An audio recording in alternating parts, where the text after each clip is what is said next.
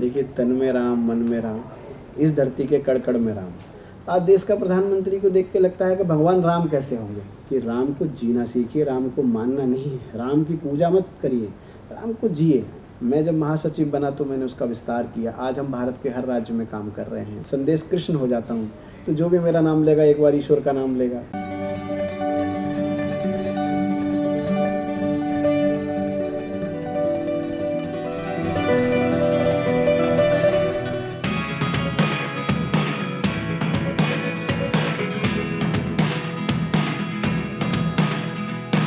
नमस्कार दर्शकों, मैं हूं स्वर्णिम कसाना और मैं आपका स्वागत करती हूं जी10 न्यूज़ के इस खास प्रोग्राम एक कदम सनातन की ओर में। अब हमारे साथ मौजूद हैं हमारे अगले मेहमान, जिनका नाम है, इनके नाम से पहले मैं आपको इनके बारे में थोड़ा सा परिचय देना चाहूँगी। ये हैं मिनिस्ट्री ऑफ एविएशन के एक सदस्य, साथ ही भारत गौरव अवार्ड फाउंडेशन के जनरल सेक्रेटरी, इसी के साथ साथ RLJP, जिस पार्टी का नाम आपने काफ़ी सुना होगा, उसके राष्ट्रीय सचिव। सर, मैं आपका बहुत बहुत स्वागत करती हूँ। अब इनके नाम पर आजकल काफ़ी चर्चा चल रही है। हम इनको इंट्रोड्यूस करवाना चाहें तो हम कहेंगे डॉक्टर संदेश यादव, लेकिन इनका कुछ और ही कहना है। तो संदेश जी, हमने आपकी फेसबुक प्रोफाइल पर देखा कि आपने कहा है कि मैं अपना नाम बदल कर डॉक्टर संदेश यादव से डॉक्टर संदेश कृष्ण रखने वाला हूँ। तो इसके पीछे आपकी क्या सोच है, मैं ये जानना चाहूँगी। देखिए, वर्तमान में जो भारत का युवा है वो कहाँ बटा? वो बटा वर्ण व्यवस्थाओं में, वो बटा जाति व्यवस्थाओं में। और मेरा ऐसा मानना है कि किसी भी बदलाव की शुरुआत आप स्वयं से करेंगे, अपने घर से करेंगे, तो लोग उसको समझेंगे। देश में राम मंदिर की लड़ाई चल रही थी, 500 साल हम लड़े, आज राम मंदिर बन रहा है, तो हम उससे बाहर आ गए। अब मथुरा की बारी है, मथुरा की लड़ाई लड़नी है। और मैं चाहता हूँ जितने भी देश के युवा हैं हमारे, वो इस जो देश में कास्ट का जो एक पैटर्न चला रहा है उससे बाहर निकलें। हम उस संस्कृति में रहते हैं कि जहाँ डाकू अंगुलीमाल वाल्मीकि बनता है और वाल्मीकि बन के वाल्मीकि भगवान भी बनता है। तो हमें उस संस्कृति पर रहना है और उसके लिए हमें कहीं ना कहीं अपने नाम के साथ थोड़ा बहुत बदलाव करने की ज़रूरत है। मान लीजिए अगर मैं डॉक्टर संदेश यादव से संदेश कृष्ण हो जाता हूँ, तो जो भी मेरा नाम लेगा एक बार ईश्वर का नाम लेगा। मैं अपना नाम बताऊँगा तो भी ईश्वर का नाम बताऊँगा। और जब मेरे नाम के पीछे से जाति नाम का शब्द हटेगा तो मेरी अपने लोगों में इच्छा शक्ति बढ़ेगी। मैं सामने वाले को जस्टिफाई करूँगा कि भाई ये भी मेरा भाई है, ये भी मेरी बहन है, ये भी सब मेरा परिवार है। तो इसीलिए क्या है कि 22 जनवरी को हमने प्रण लिया कि भाई अपना नाम डॉक्टर संदेश यादव की जगह संदेश कृष्ण, डॉक्टर भी नहीं, सिर्फ संदेश कृष्ण, ऐसी विचारधारा बनाई। अब जब हमने बात की ही है तो जो सर हैं वो बिलोंग करते हैं RLJP पार्टी से। RLJP यानी कि राष्ट्रीय लोक जनशक्ति पार्टी। तो सर, इस पार्टी से जुड़े रहने के बाद मैं आपसे जानना चाहूँगी कि इसका मूल उद्देश्य और मूल नीतियाँ क्या हैं? देखिए, कोई भी देश में जितनी भी पार्टियां हैं, आज NDA में राष्ट्रीय लोक जनशक्ति पार्टी एक सबसे बड़े दल के रूप में है। माननीय केंद्रीय मंत्री और हमारे जो राष्ट्रीय अध्यक्ष हैं पशुपति कुमार पारस जी, वर्ष 2014 में भारतीय जनता पार्टी और राष्ट्रीय लोक जनशक्ति पार्टी का अलायंस हुआ। जब से अलायंस हुआ, निष्पक्ष रूप से और पूरी तरह स्वतंत्र रूप से और पूरे मन के साथ जो है हमारे केंद्रीय मंत्री ने माननीय प्रधानमंत्री के कंधे से कंधा मिलाकर काम किया। उससे पहले उनके भाई स्वर्गीय श्री रामविलास पासवान जी पार्टी अध्यक्ष थे। जो विचारधारा की लड़ाई होती है, वो विचारधारा की जो लड़ाई है वो एक साथ एकत्र होकर लड़ी जाती है। हम उस युग में हैं जहाँ हमने भगवान को नहीं देखा। हमने भगवान को कल्पना में देखा कि जब मान लीजिए रामलला विराजमान होंगे राम मंदिर में, तो उनकी मूर्ति देख के लगेगा कि रामलला ऐसे होंगे। आज देश का प्रधानमंत्री को देख के लगता है कि भगवान राम कैसे होंगे। आप कर्म करेंगे तो कर्म से मर्यादा मिलेगी, मर्यादा मिलेगी तो मर्यादा पुरुषोत्तम बनेंगे, जब मर्यादा पुरुषोत्तम बनेंगे तो भगवान भी बनेंगे। तो आज कर्म से ही तो प्रधान हमको माना जाता है। भाग्य के साथ जो है भाग्य की रेखाएं भी बड़ा काम करती है और उसके साथ साथ हमारे कर्म भी बहुत बड़ा काम करते हैं। तो राष्ट्रीय लोक जनशक्ति पार्टी की जो विचारधारा है, राष्ट्र की सेवा के साथ, राष्ट्र के समर्पण के साथ, राष्ट्र के युवाओं के साथ, और सबसे बड़ी बात, हम उस तबके के लिए काम कर रहे हैं, देश के उस युवा के लिए काम कर रहे हैं, उस तंत्र के लिए काम कर रहे हैं जहां हमारे युवाओं को मौका नहीं मिलता। भारतीय जनता पार्टी देश की नहीं पूरी दुनिया की सबसे बड़ी पार्टी है। लोगों को काम करने का मौका कम मिल पाता है। लोगों की हम इच्छाएं होती है कि वो काम करें। हम शिक्षा में, हम विकास में, हम जनतंत्र में, हम युवाओं को एकत्रित करने के लिए काम कर रहे हैं और उसके लिए जो है पूरा मार्गदर्शन हमारे राष्ट्रीय अध्यक्ष जी का, केंद्रीय मंत्री जी का हमारे साथ रहता है और इस विचारधारा को हम दिन प्रतिदिन लोगों तक पहुंचा रहे हैं क्योंकि 22 साल पुरानी पार्टी है। मैं उम्मीद करती हूँ कि आप जो विचारधारा लोगों में फैलाना चाहते हैं उसका असर हमें जल्द ही भारत में देखने को मिलेगा। तो अभी हमारे दर्शकों ने जाना कि डॉक्टर साहब जो हैं वो भारत गौरव अवार्ड फाउंडेशन के जनरल सेक्रेटरी यानी कि महासचिव हैं। डॉक्टर साहब, मैं आपसे जानना चाहूँगी कि ये जो संघ है इसका मूल उद्देश्य क्या है, ये किस तरीके से काम करता है, क्या करने का इसका प्रयास है भारत में? देखिए, जब मैं पढ़ाई अपनी पूरी करके दिल्ली आया तो मैं खेल मंत्रालय में सर्विस दे रहा था, क्योंकि मैं स्पोर्ट्स बैकग्राउंड से आया। वर्ष 2011 में मुझे भारत गौरव पुरस्कार से सम्मानित किया गया। 12 से लेके 16 तक का जो सफ़र था मेरा उस परिवार में एक सदस्य के रूप में था। 17 से मैं उस कमेटी का महासचिव हूँ। हमारे देश में कितनी अनगिनत ऐसी प्रतिभाएं हैं जो काम करती हैं, उनको मंच नहीं मिलते, उनको समय पे प्रोत्साहन नहीं मिलते। हर आदमी सरकार के तंत्र तक नहीं जा पाता, हर आदमी सरकारी पुरस्कार से सम्मानित नहीं हो पाता। हर आदमी चाहता है मेरा काम है उसको सरकार सराहे। जब आदमी सरकार से बचेगा तो कहाँ जाएगा? तो भारत गौरव अवार्ड फाउंडेशन बड़ी पुरानी ऑर्गेनाइजेशन है। उसका मुख्य उद्देश्य भारत में छुपी हुई प्रतिभाओं को राष्ट्र के मंच पर लाना और हमें राष्ट्र को लोगों को ये बताना कि हम उस देश में हैं जहाँ एक व्यक्ति छेनी हथौड़ा लेके बैठा और उसने पहाड़ को काट के रास्ता बना दिया, जबकि देश के नहीं उसके प्रदेश के लोगों ने, उसके गांव के लोगों ने उसे मूर्ख कहा। तो कोई भी साधन, कोई भी संसाधन, कोई भी सामाजिक कार्य एक विचारधारा से शुरू होता है। भारत गौरव अवार्ड फाउंडेशन एक बड़ी पुरानी विचारधारा थी। मैं जब महासचिव बना तो मैंने उसका विस्तार किया। आज हम भारत के हर राज्य में काम कर रहे हैं।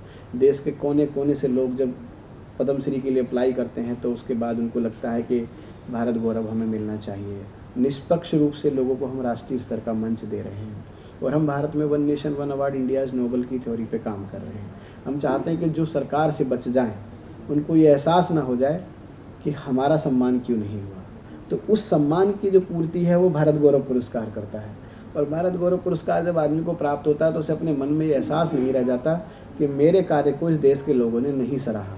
जो देश को सराहना चाहिए था वो भारत गौरव ने सराहा और लोग उसको जुड़ते चले जाते हैं। तो उसको जो अपनी कार्य करने की जो प्रगति है, जो कार्य करने की उसकी शैली है, जो वो कार्य करता है वो निरंतर प्रभाव से करता चला जाता है। हम अगर किसी कार्य को समय रहते हुए उसके कार्य के लिए किसी को सम्मानित कर रहे हैं, किसी भी प्रकार के मंच पे कर रहे हैं, भारत गौरव ही नहीं और भी बहुत सारी संस्थान हैं जो लोगों को सामाजिक सेवाओं के लिए विभिन्न समय पर सम्मानित करते हैं। तो हर संस्था से मेरा ऐसा आह्वान रहता है कि आप आइए, देश के युवाओं को जिले से लेकर, प्रदेश से लेकर राष्ट्रीय स्तर तक, अंतर्राष्ट्रीय स्तर तक सम्मानित करिए। पूरे विश्व में आप देखिए जितने भी बड़े बड़े मंचों पे लोग बैठे हैं वो सब कहीं ना कहीं भारतीय संस्कृति से हैं आज के समय में। वो क्यों हैं? क्योंकि समय रहते उनको प्रोत्साहन नहीं मिला और प्रतिभा हमेशा प्रोत्साहन की मोहताज होती है। अगर प्रोत्साहन हम समय पे देंगे, उसका मान सम्मान समय पे करेंगे, उसको समय पे सम्मानित करेंगे तो उसका राष्ट्र के प्रति अपना दायित्व बढ़ेगा, कर्तव्य बढ़ेगा और बिल्कुल एक शांत और एक सामाजिक और एक राष्ट्रीय विचारधारा के साथ हमारे युवा काम करेंगे। उसी का मुख्य उद्देश्य भारत गौरव अवार्ड फाउंडेशन की परिभाषा है और परिकल्पना भी वही है। जी बिल्कुल। अब अगर मैं आपके शब्दों में कहूँ तो आपका जो राजनीतिक सफ़र था वो तब शुरू हुआ जब 2006 में एक उत्तर प्रदेश के किसान का बेटा दिल्ली पहुँचा। उसके बाद से लेके अब तक भारत गौरव अवार्ड फाउंडेशन के जनरल सेक्रेटरी बनना, उसके बाद RLJP में राष्ट्रीय सचिव बनना, इसी के साथ साथ और भी आपके कई राजनीतिक कॉन्ट्रीब्यूशंस हैं जो मैंने देखे हैं। अब तक के सफ़र में हमने ये तो देख लिया कि आप किस तरीके से आगे बढ़े, आपने क्या क्या उसमें देखा, आपने क्या क्या चीज़ें सीखी, बट मैं आपसे ये जानना चाहूँगी कि क्या क्या कठिनाइयाँ थी, क्या क्या ऐसी मूल चुनौतियाँ थी जो आपने इस रास्ते में देखी? मेरा ऐसा मानना है कि कोई कठिनाई नहीं होती, कोई चुनौती नहीं होती, क्योंकि कठिनाई और चुनौतियाँ क्या है? कठिनाई और चुनौतियाँ जो होती हैं वो हमारे लिए जीवन में एक ऐसा ब्रेकर हैं जो हमें जंप लगाने का आश्वासन भी देते हैं और जंप लगाने का रास्ता भी बताते हैं। आप जब किसी ब्रेकर पे गाड़ी रोकते हैं तो आपको पता होता है सामने एक ब्रेकर है और आप सावधान होकर आगे बढ़ जाते हैं। तो कठिनाई और चुनौतियाँ चीज़ों को सावधानी से करने का मार्गदर्शक बनती है हमारे लिए। मैं आया, छोटे से परिवार का बच्चा था, इस शहर में कोई नहीं था, अपना कोई नहीं था, काम करते चले गए। हमारे पिताजी ने एक बहुत अच्छा हमें एक शब्द दे के भेजा, उस शब्द को मैं आज तक मानता हूँ कि देश में चोरी और परदेश में भीख बराबर होती है। इंसान को अपने देश में चोरी नहीं करनी चाहिए, चाहे परदेश में जाके भीख मांग लेनी चाहिए। तो वो जो शब्द था जब मैं पढ़ के निकला दिल्ली के लिए तो वो मेरे जीवन में था। पूरा हमारा परिवार आर्मी का, डिफेंस का, पुलिस का परिवार है। मैं इकलौता व्यक्ति ऐसा था जिसने अपनी नई राह चुनी। तो चुनौतियाँ मेरे सामने सबसे ज़्यादा अपने परिवार से थी कि परिवार चाहता था भी फ़ौज की नौकरी करे, क्योंकि मैं एनसीसी में था, 4 साल मैंने एनसीसी किया है। और जिस समय कारगिल वॉर हो रही थी देश में, उस समय 1999 में नेशनल इंटीग्रेशन कैंप में मैं उत्तर प्रदेश को भारत में रिप्रेजेंट कर रहा था। तो मेरे पास बड़ा अच्छा मौका था आर्मी में जाने का, क्योंकि पिताजी आर्मी में रहे, परिवार के सब लोग आर्मी में रहे हैं, पिताजी ने भी सब कुछ ऐसा ही किया, बड़े परिवार के सब लोग फौज में थे। तो राष्ट्र की सेवा की भावना तो शुरू से थी। तो वो जो भावना थी और वो जो एनसीसी का क्रेडिट का जो एज ए कैडेट जो परफॉर्मेंस रही, उसको लेके अपन कभी भी किसी चीज़ को कठिनाई और चुनौतियों के रूप में स्वीकार नहीं किए। काम करने का जब आपके अंदर जज्बा होता है तो एक बड़ा सैद्धांतिक माहौल में एक शब्द कहा जाता है कि मंजिल मिल ही जाएगी भटक कर ही सही, गुमराह तो वो होते हैं जो घर से निकलते ही नहीं।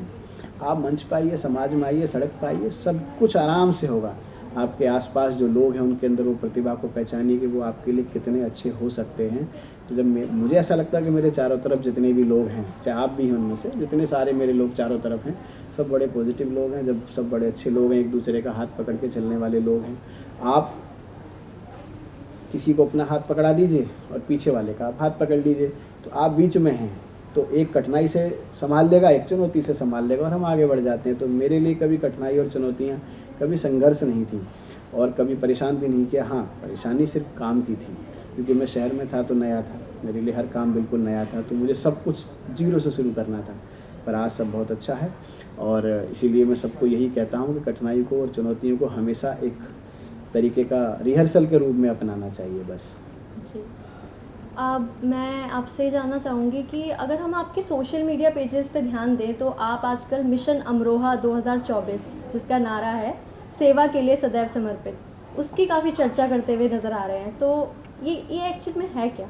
देखिए, मेरा मानना क्या है, हमारे जो क्षेत्र के लोग हैं, अमरोहा जो हमारी लोकसभा है या किसी भी लोकसभा के लोग हैं, किसी भी विधानसभा के लोग हैं, युवाओं की और बड़े बुजुर्गों की विचारधारा ऐसी है कि हमारा अपना व्यक्ति आगे नहीं बढ़ना चाहिए, चाहे बाहर का कोई व्यक्ति आके कितना भी आगे बढ़ जाए। मैं अपने क्षेत्र में, अपनी लोकसभा में, अपनी विधानसभा में सिर्फ युवाओं से यही कहता हूँ कि जिसको चुनिए अपने साथी को चुनिए, जिसको चुनिए अपने बीच के व्यक्ति को चुनिए, वो कोई भी हो, किसी भी जाति, वर्ग, धर्म, समाज, किसी से भी आता हो, लेकिन अपना होना चाहिए। जब वो अपना होता है तो हम उसके साथ एक अपने हक से चलते हैं, एक हमारा विश्वास होता है कि हमारा व्यक्ति है, हमारा प्रतिनिधि है, तो हमारी बात को सुनेगा। अब जो व्यक्ति बाहर से आके आपके बीच में खड़ा होता है, चुनाव में आता है, आप उसे चुनाव जिताते हैं, फिर वो बाहर ही चला जाता है। तो ये जो विचारधारा है, अगर इस पे हम लोग काम, और मुझे देखने के बाद मुझे लगता है बहुत सारी लोकसभाओं में, बहुत सारी विधानसभाओं में ये चल रहा है ट्रेंड कि अभी हमको अपनी लोकसभाओं में बाहरियों की रोक लगानी है, अपने लोगों को आगे लाना है। आप आगे बढ़ेंगे तो मैं आगे बढ़ूंगा, वो आगे बढ़ेगा तो मैं कैसे आगे बढ़ूंगा। तो ये विचारधारा मिशन अमरोहा की ये है और हम अपनी लोकसभा में काम कर रहे हैं, क्योंकि हम लोग क्षेत्र में जुड़े हुए हैं, छोटी छोटी चीज़ों में इन्वॉल्व हैं और बदलाव की कोशिश कर रहे हैं। कोशिश करेंगे तो बदलाव मिलेगा। सिर्फ ये विचारधारा है मिशन अमरोहा लोकसभा की। जी बिल्कुल। आपकी वेबसाइट www.sandeshyadav.com पर अगर देखा जाए तो हमने ये देखा है कि आप युवाओं को काफ़ी आगे बढ़ाना चाहते हैं और युवा पीढ़ी से ही जुड़कर आपकी काफ़ी तरीके की नीतियां हैं जिनको आप बढ़ावा दे रहे हैं। तो अब तक आपने इस दिशा में क्या क्या कार्य कर लिया है और क्या कार्य करने का आप आगे प्रयास कर रहे हैं? देखिए, पूरे विश्व का सबसे युवा देश क्या? भारत। जी। पूरे विश्व में सबसे ज़्यादा युवा देश अगर हम हैं तो हमारे देश में सबसे ज़्यादा युवाओं की जनसंख्या है। जी जी। तो जब हमारे देश में सबसे ज़्यादा युवाओं की जनसंख्या है तो हमको विचार किस पे करना पड़ेगा? हमको अपनी युवा पीढ़ी पे विचार करना पड़ेगा। युवा पीढ़ी को डेडिकेशन देने से, युवा पीढ़ी का साथ और समर्थन करने से दो जनरेशन जुड़ती हैं, जो आ रही है और जो आ चुकी है। उसके बीच का जो गैप है वो युवा है। जब आप कोशिश ये करते हैं कि एक व्यक्ति को उंगली पकड़ के खड़ा करना है और एक व्यक्ति दूसरे को उंगली पकड़ के खड़ा करता है, तो एक चेन सिस्टम काम करता है। जो युवाओं के अंदर सबसे बड़ी भावना, आप देखिए ना, देश में कुछ भी वायरल होता है, कुछ भी ट्रेंड होता है, कोई भी बड़ा चर्चा होती है, कोई भी बड़ा डिस्कशन होता है, सब युवाओं के भी लिए होता है। युवा कोई भी बात कहता है तो पूरे तथ्य से कहता है। युवा कोई भी बात कहेगा पढ़ के कहेगा, कोई भी चीज़ को देख के, सुन के, समझ के नहीं कहेगा, उस पर जस्टिफाई करेगा पहले अपने आप को, फिर उस पर बात करेगा। तो इस वजह से क्या होता है कि मेरा विचारधारा शुरू से ऐसी कि हम युवाओं के साथ काम करें, युवाओं को आगे लाएं, युवाओं के मार्गदर्शक बने, उनको अलग अलग मंचों पर मौका दें। मेरी कंपनी में मुझे लगता है जितने भी लोग आज काम कर रहे हैं सारे युवा हैं, कोई भी बुजुर्ग नहीं है। मैं बुजुर्गों को मौका नहीं देता, उनका आशीर्वाद लेता हूँ और युवाओं से कहता हूँ कि तुम्हारे नीचे वाले लोग हैं उनको पकड़ के आगे बढ़ाइए, उनका एक दूसरे का साथ दीजिए। जी। आपकी आखिरी फेसबुक पोस्ट अगर देखी जाए तो राम मंदिर में जो रामलला की मूर्ति की कुछ पिक्चर्स वायरल हो रही हैं, उसके बारे में आपने कुछ पोस्ट किया है। तो हम ये तो देख सकते हैं कि आप भगवान श्री राम के कितने बड़े भक्त हैं। इसी के साथ राम मंदिर में जो 22 जनवरी को प्राण प्रतिष्ठा इतना बड़ा कार्यक्रम है जो आयोजित किया जा रहा है, उसके बारे में आपकी क्या विचारधारा है? आप कुछ ऐसा है जो आप हमारे दर्शकों को कहना चाहेंगे, हमारी युवा पीढ़ी को कहना चाहेंगे?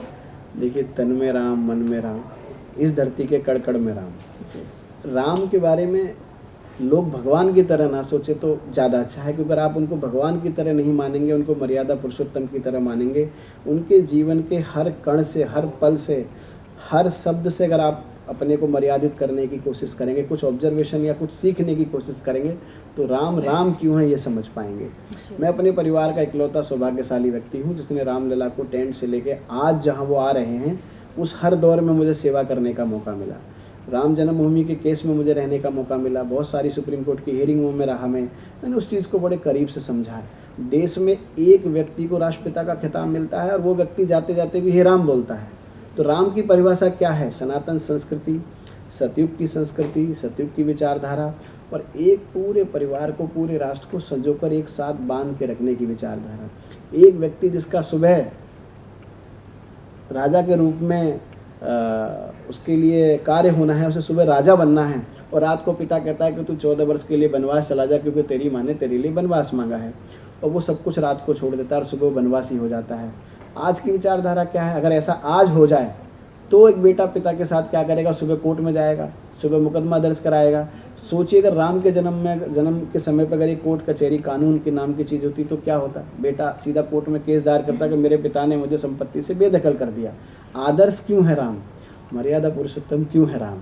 उनके कर्मों से हमें क्या सीखना चाहिए? जब भगवान राम 14 वर्ष का वनवास काट के अयोध्या वापस आते हैं लंका को जीत करके, तो भगवान के भाई कहते हैं भरत के, प्रभु आप 14 साल वनवास में रहे, मुझे नहीं पता आपके कितने मित्र हैं और कितने साथी हैं और कितने दोस्त हैं। तो भगवान कहते हैं कि जितने मेरे साथ मेरे मित्र साथी दोस्त थे सब मेरे साथ आए हैं, मेरा कोई भी दोस्त नहीं है, ये सब मेरे साथी हैं। मेरा दोस्त कौन है? केवट। मेरा दोस्त कौन है? निषाद राज। वो निषाद राज जिसने उनकी पहली यात्रा को चरण पखार के शुरू कराया, वो निषाद राज को अपने भाई भरत को भेज के बुलवाते हैं और अपने पास में सिंहासन लगा के बिठाते हैं। तो क्या वर्ण व्यवस्था होती है कि भगवान राम एक क्षत्रिय के बेटे, एक मर्यादा पुरुषोत्तम का मित्र कौन है? एक केवट, एक निषाद राज। अब देखिए निषाद राज की उत्तर प्रदेश के प्रयागराज में माननीय योगी जी के सानिध्य में इतनी बड़ी प्राण प्रतिष्ठा हो रही है, इतनी बड़ी मूर्ति लगाई जा रही है।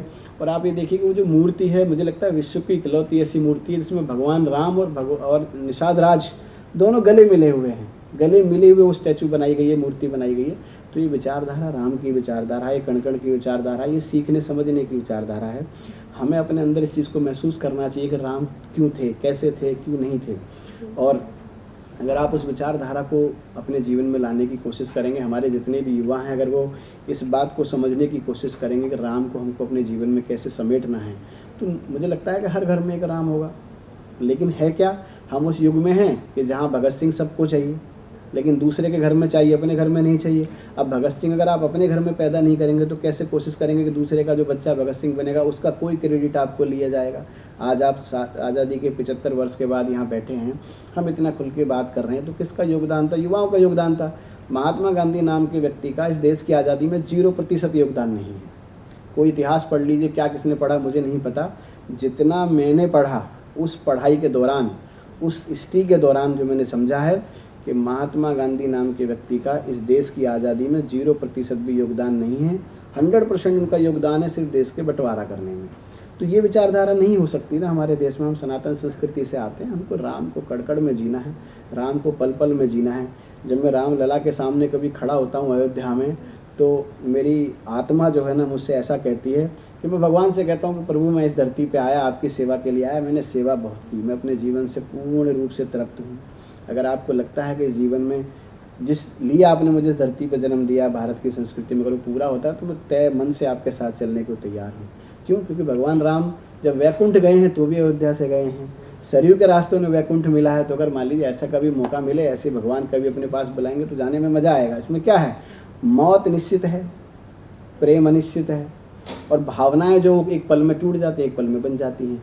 तो लोग हमारे देश में क्या होते हैं, राम को समझने की कोशिश नहीं करते। जब हम राम को समझने की कोशिश करते हैं तो एक इंसान के अंदर जो मौत नाम की चीज़, जो डर है कि पता नहीं क्या होगा, वो सब खत्म होता चला जाता है। अपन रोज़ घर से निकलते हैं, मैं अपने लोगों को कहता हूँ कि 100 वर्ष की उम्र है या नहीं ये तो नहीं पता ना, लेकिन हमारे कर्म इतने अच्छे होने चाहिए कि लोग हमें 100 वर्ष याद रखें। सिकंदर ने पूरी दुनिया को लूटा, पूरी दुनिया के जो दबे हुए लोग थे उनके नीचे से उनको निकाला कब्रों से, और उनके मुंह में रखे एक सोने के टुकड़े को भी निकाल लिया। कितना सामान सिकंदर के साथ गया, कुछ भी नहीं गया। मुझे लगता है सिकंदर सब कुछ यहीं छोड़ के गया। और एक सबसे बड़ी आपको विचारधारा बताता हूँ जो आपने सुनी भी नहीं होगी, कि आप जहाँ बैठे हैं, जहाँ हमारा स्टूडियो में ये इंटरव्यू शूट हो रहा है, मुझे लगता है इस धरती के नीचे भी 10-20 लाशें दबी होंगी। इस धरती के नीचे भी 10-20 लोगों का कभी अंतिम संस्कार हुआ होगा। आप धरती पे खड़े हैं तो समझिए हर कदम आप किसी ना किसी के ऊपर से चलते हैं। हर कदम का मोक्ष क्या है? राम। क्या पता यहाँ कभी कब्रिस्तान था या शमशान था या क्या था? आपको पता है आपके स्टूडियो के नीचे क्या था? नहीं पता, क्योंकि जैसे जैसे समय बदला, जैसे संस्कृति बदली, वैसे वैसे डेवलपमेंट हुआ। कभी खेती थे तो खेतों में क्या था सबको पता है, ऐसा नहीं है। आप सच को समझिए, विचारधारा को समझिए, राष्ट्र को समझिए और राम को समझिए। जब आप राम को समझते हैं तो हर कण में राम का नाम आता है। महात्मा गांधी जब गुजर रहे थे तो उन्होंने जाते जाते भी हे राम इसलिए कहा कि मुझे अपने पास रखना, अपनी छाँव में रखना, और मुझे समेटना कि मैं जो भी करके जा रहा हूँ इस धरती पर, अच्छा बुरा वो बात की बात है, मुझे अपने पास रखना। तो राम सर्वव्यापी हैं, राम कड़ कड़ के हैं, राम जन जन के हैं। राम हिंदू, मुस्लिम, सिख, ईसाई, जैन, पारसी, बौद्ध के नहीं हैं। राम इस देश के हैं, संस्कृति के हैं। हम सनातन संस्कृति वाले लोग हैं। हम एक विशेष समुदाय से नहीं आते हैं, हम विशेष साम्राज्य से नहीं आते हैं। हम लोग सनातन में जीते हैं, सनातन में मरते हैं, इस राष्ट्र के लिए जिएंगे। राष्ट्र प्रथम, कॉन्स्टिट्यूशन द्वितीय, धर्म तृतीय है हमारे लिए। तो हम राष्ट्र की भावना के लोग हैं, और हमको राष्ट्र की भावना में आज देश को राष्ट्र का इतना बड़ा व्यक्तित्व, इतना बड़ा नेता मिला हुआ है। विश्व गुरु बनने की तरफ आप खड़े हैं, क्यों हैं? सिर्फ आपकी संस्कृति की वजह से। आज G20 में पूरी दुनिया के लोग आए थे, कितने देशों के राष्ट्रपति, प्रधानमंत्री आए, उन्होंने सबको प्रधानमंत्री जी को प्रणाम करके नमस्ते किया है। क्यों किया है? कि हमारी संस्कृति हमें सिखाती है। तो राम के ऊपर तो बात करने के लिए आप लगता है मुझे 4-6 घंटे भी बिठा लो, 4-6 दिन भी बिठा लो, तो मेरे लिए समय कम है, क्योंकि राम को मैंने जिया है और राम को मैं जीता हूँ। और मैं चाहता हूँ हर व्यक्ति राम को जिए। राम को अगर आप जिएंगे तो आप संस्कृति को जिएंगे, अपने व्यक्तित्व को जिएंगे। अभी आपने जैसे पूछा कि कठिनाई और परेशानियाँ या चुनौतियाँ इसीलिए नहीं थी ना। जब देश में देखिए भगवान विष्णु नारायण अवतार लेते हैं राम का, और जब ज़मीन पर आते हैं तो आम हो जाते हैं। 14 वर्ष के वनवास में किसने माना वो राम थे? जन्म से लेकर किसने माना वो भगवान थे? वैकुंठ छोड़ के चले गए, जब तक भी इस देश में किसी ने नहीं माना, इस सब धरती पे किसी ने नहीं माना कि राम भगवान थे, भगवान का अवतार थे। कोई मानने को तैयार नहीं है। भगवान कृष्ण को भी कोई नहीं मानता था। सबको लगता था कि इनके पास कुछ दिव्य चीज़ें हैं, दिव्य आत्मा है। तो ये संस्कृति है। यहाँ जिसने धरती पे जन्म लिया है उसको हर कठिनाई का सामना करना पड़ा। जब राम और कृष्ण कर सकते हैं, भगवान बुद्ध कर सकते हैं, तो भगवान गुरु नानक जी कर सकते हैं, हर धर्म के भगवान कर सकते हैं, तो फिर हम और आप क्या हैं? तो राम को मैं युवाओं से इतना कहूँगा कि राम को जीना सीखिए, राम को मानना नहीं है। राम की पूजा मत करिए, राम को जिए अपने अंदर कि राम कैसे थे, उनकी क्या ऑब्जर्वेशन हम अपने अंदर लाएंगे। जब आप राम को जीने लगेंगे तो आपको हर रिश्ते का एहसास होने लगेगा। अब आप अपने हर रिश्ते के लिए मरने मिटने लगेंगे। कुछ चीज़ों को शांत रह के ख़त्म किया जाता है, कुछ चीज़ों को कह के ख़त्म कर। राम ऐसे ही तो थे। जब आप देखिए, जब राम 14 वर्ष का वनवास काट के आते हैं, और जिस कैकेयी माँ की वजह से राम वनवास जाते हैं, वो जब वो अपने घर आते हैं अयोध्या, तो सबसे पहले कैकेयी माँ के दर्शन करने जाते हैं। जबकि लक्ष्मण ने कहा नहीं, ये तो बहुत घोर अन्याय है, इनकी वजह से आप वनवास गए थे और आप अभी इनसे मिलने जा रहे हैं। तो राम जी क्या कह रहे हैं कि अगर इनकी वजह से मैं वनवास गया तो ही तो मैं राम बन के आया, नहीं तो मैं राम था ही नहीं। राम 14 वर्ष में ही तो बना हूँ। उससे पहले क्या था? राजा का बेटा था, क्षत्रिय था, मुझे भी राज करना है, काम चलता है। तो वो सबसे पहले उसी के दर्शन करने जाते हैं, अपनी माँ के, जिनकी वजह से उनको वनवास का सौभाग्य मिला। वो उसी कड़कड़ में पुरुषोत्तम बने, मर्यादा बने, सब कुछ बने। तो हमारे देश के युवाओं को राम को पढ़ना चाहिए, राम को समझना चाहिए, राम की ऑब्जर्वेशन। मंदिर उद्घाटन हो रहा है, किस धर्म का हो रहा है, क्यों हो रहा है, कोई राजनीतिक कार्यक्रम है, क्या है, वो सब बहुत बात की कहानियाँ हैं। पहले समझिए कि उसमें है कौन, उसमें किस बात की बात हो रही है। महात्मा गांधी की समाधि के ऊपर भी हे राम लिखा हुआ है। तो आप समझिए ना कि भाई अब राम का मतलब क्या है। अब हम सोचे मंदिर का प्रोग्राम हो रहा है, हम जाएंगे जी, वहाँ तो एक पॉलिटिकल पार्टी का फंक्शन है, ऐसा नहीं है। राम के प्राण प्रतिष्ठा का सौभाग्य अगर नरेंद्र मोदी को मिला है, हमारे देश के प्रधानमंत्री को मिला है, तो उनकी 100 वर्षों की तपस्या है। 12 वर्ष की उम्र से प्रधानमंत्री, राष्ट्रपति, बनने से पहले 12 वर्ष की उम्र में देश का एक व्यक्ति जो है राम की सेवा में समर्पित हुआ है। 6 दशकों की तपस्या है उनकी राम के प्रति, लोगों को तो पता ही नहीं है। जब राम जन्मभूमि की लड़ाई चल रही थी तो पता नहीं कितने युवाओं को पता होगा, नहीं पता होगा कि लोगों को राजनीतिक तंत्र में आप समझिए कि घुटने से नीचे रुइयां लगाकर जला के मारा गया। जी। कितने लोगों की छाती पे रेत के कट्टे रख के उनको समुद्र में फेंक दिया गया, सरयू में डुबो दिया गया। कितने लोगों को खड़ा करके गोलियां मार दी गई और लोग गोली खाने आते थे, बोलते थे हमको मारिए, हम मरना चाहते हैं, हमको राम के लिए समर्पित होना है। तो हम इस देश में भाईचारे की बात करते हैं, 500 साल भाईचारे के बाद हमने लड़ाई लड़ी है, तो कौन सा भाईचारा है? अगर हम अपने एक प्रभु के लिए राम अयोध्या में पैदा हुए हैं, ये पूरा विश्व जानता है। बाकी सब कुछ कहाँ पैदा हुआ सारा विश्व वो भी जानता है, लेकिन अगर हम राम की विचारधारा में है और हमको इस देश में 500 साल राम के लिए लड़ना पड़ा, रामलला के मंदिर के लिए लड़ना पड़ा, कौन सा भाईचारा निभा रहे थे हम लोग? ऐसा नहीं है, लोगों ने राम को नहीं समझा। लेकिन मैं भारत के प्रधानमंत्री जो सनातन संस्कृति से आते हैं उनकी इस विचारधारा पे हमेशा खड़ा हूँ, इसीलिए मैं काम करता हूँ। मेरी पार्टी मुझे उसके लिए काम करने का मौका देती है कि जो विचारधारा हमें युवाओं में लानी चाहिए, जो हमें युवाओं को समझाना सिखाना चाहिए, वो राम से शुरू होकर राम पे ख़त्म होता है। ऐसा नहीं है, आप लोग विचार करिए और इस पे चर्चा करिए, तो चर्चा का विषय है। और ये तो मेरे लिए, मैं ऐसा समझता हूँ कि हमारे देश के इतिहास में सब्जेक्ट कंपलसरी होना चाहिए राम नाम का, पढ़ना चाहिए लोगों को। भगवान से पहले कि इंसान के व्यक्तित्व को अपने जीवन में समेटना चाहिए, क्योंकि राम ने सबको समेटा था। वही विचारधारा अपने अंदर है, अपने को मौका मिला है सेवा करने का उनकी, तो कर रहे हैं। जी बिल्कुल। अब जब राम मंदिर और संस्कृति की बात चल ही रही है, तो मैं आपसे जानना चाहूँगी कि राम मंदिर का जो अब निर्माण हो रहा है, 500 साल का जो बलिदान था लोगों का, 2000 से ज़्यादा लोग इसमें अपनी प्राणों की आहुति दे बैठे, उसके बाद जाके अब ये पुनः निर्माण हो रहा है इस मंदिर का, तो इसका आपको क्या लगता है, आपके दृष्टिकोण में इसका क्या महत्व है? इसी के साथ साथ इसमें सामाजिक और हमारी संस्कृति जुड़ी हुई है, तो सामाजिक और सांस्कृतिक दृष्टिकोण से अगर देखा जाए तो ये किस तरीके से परिवर्तन को प्रेरित कर रहा है? मेरा मानना ऐसा है कि जो भी भारत का व्यक्ति, भारतीय सनातनी संस्कृति से जुड़ा व्यक्ति अगर अयोध्या की ज़मीन पर कदम रखे तो राम को समझने के लिए कदम रखे, राम को भगवान मानकर पूजने के लिए कदम ना रखे। मेरा ऐसा मानना है, ये मेरी अपनी विचारधारा है, दुनिया क्या कहती है मुझे फ़र्क नहीं पड़ता। राम को जब आप समझेंगे तो आपको समझ में आएगी कि दुनिया कैसी थी। आपको उस विचारधारा को समझना चाहिए कि आज हमारा राम मंदिर का निर्माण हो रहा है। प्रधानमंत्री नरेंद्र मोदी राम जी का मंदिर नहीं बना रहे हैं, देश के युवाओं को अपनी संस्कृति से जोड़ रहे हैं। आज आप जाके देखें अयोध्या के कड़कड़ में क्या हो रहा है, पूरा देश सिमटने को तैयार है, पूरी दुनिया खड़ी है, पूरी दुनिया राम को देखने को तरस रही है। कोई कितनी लंबी अगरबत्ती बनाता है, कोई भगवान बन के घूम रहा है, कोई राम के भेष में घूम रहा है, कोई गांडी और अपना धनुष बाण लेके घूम रहा है। हर रूप में लोग राम को महसूस कर रहे हैं, क्योंकि वो उनके सामने इतनी बड़ी जीत है। और ये समझिए कि 500 साल पहले अगर आज ये मंदिर होता और राम की विचारधारा से लोग जुड़े होते तो आज पता नहीं हमारे युवा कहाँ होते। तो जो 500 साल का जो राम मंदिर निर्माण, राम मंदिर का निर्माण नहीं हो रहा, राम मंदिर संस्कृति का निर्माण है। राम से जो जुड़ेगा, संस्कृति से जुड़ेगा, व्यक्तित्व से जुड़ेगा, देश से जुड़ेगा। विचारधारा ऐसी है। लेकिन कुछ लोग मंदिर बताते हैं, कैसे मंदिर? हम तो मंदिर नहीं मानते, हम तो भगवान का घर मानते हैं। आप अपने पिता से मिलने के लिए जाएंगे तो क्या है, पिता का एक कक्ष होता है ना, आपके घर में भी पिता माता पिता एक कक्ष में रहते हैं ना, तो ऐसे ही उनका घर है, वो अपने घर में है। अब हमको पता है कि हमको राम से अपनी प्रार्थना करनी है, राम के दर्शन करने, राम जी से प्रार्थना करनी है, उनसे मिलना है, तो अयोध्या रामलला मंदिर जाना है, तो हमारे लिए तो प्रार्थना घर है वो। मैं आपको बहुत बहुत धन्यवाद करना चाहूँगी डॉक्टर संदेश कृष्ण साहब कि आपने अपना कीमती समय हमें दिया, साथ ही अपना कीमती ज्ञान हमारे दर्शकों के साथ साझा किया। मैं उम्मीद करती हूँ कि हमारे दर्शकों को भी आपकी और हमारी इस चर्चा से काफ़ी आनंद आया होगा। हम जल्दी मिलेंगे अपने अगले कार्यक्रम में अपने अगले मेहमान के साथ, तब तक के लिए इतना ही। धन्यवाद।